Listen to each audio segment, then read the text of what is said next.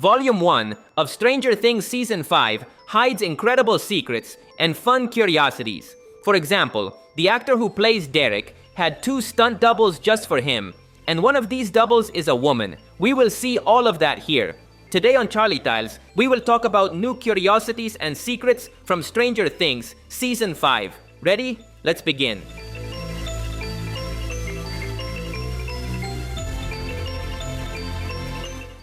Little Derek is one of the few actors in the season who had 2 stunt doubles. We can see them all together in this photo, and if we look closely, one of them is a woman. The funny thing is that they used this double for scenes as simple as Derek running. This has an explanation. In Hollywood, it is forbidden for minors to participate in filming days longer than 4 hours. That's why they use 2 doubles, with Derek even for simple scenes. This way they reduce the actor's filming hours, and the shooting day is not interrupted. I also found this funny photo of Derek, with his doubles imitating the classic Spider-Man meme.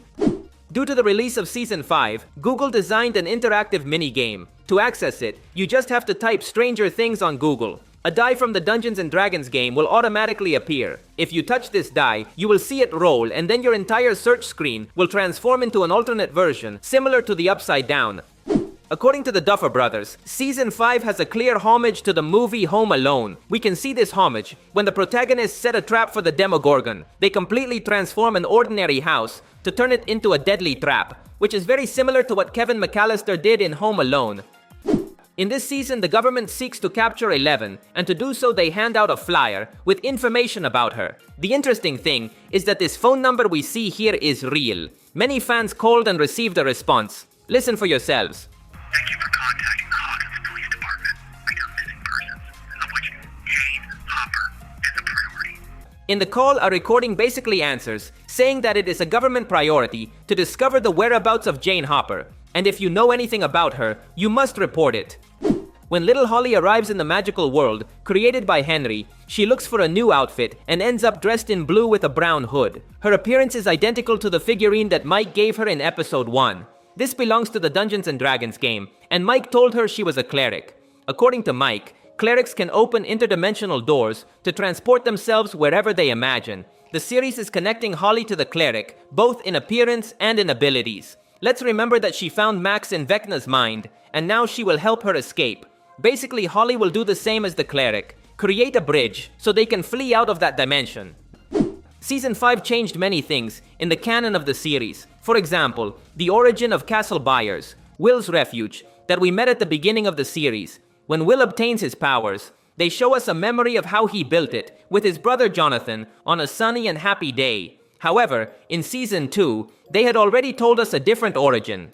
Jonathan said that they built this castle the night their father left the house for good. Jonathan even said that it was raining heavily that night. It was not a happy and sunny day. This completely changes the context of the scene. The original background placed the castle as a way to cope with the pain of their father's abandonment, but the new version only portrays it as a happy memory.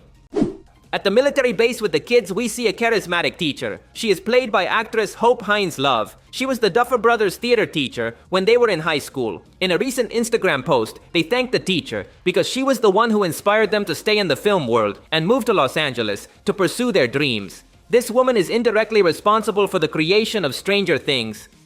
Before Will awakened his powers, we were able to see memories of his childhood, with Mike and with his family. These were played by completely new actors. In recent interviews, the Duffer Brothers were asked why they didn't use CGI like they did with Will in his upside-down scenes. They replied that it would have been impossible due to production costs. That's why they were forced to look for new actors, for Will, Mike, and Jonathan. Holly began the season mentioning an alleged imaginary friend called Mr. Watsit. This is a reference to the book Holly is reading in class. This story is called A Wrinkle in Time, and it talks about interdimensional travel. One of the characters is named Mrs. Watsit, so Holly took the name from this woman. Additionally, that explains why other students also use the same name for Henry. They all read the same book. When Max fails in her escape from Vecna's mind, we see Henry surprising her with a terrifying look.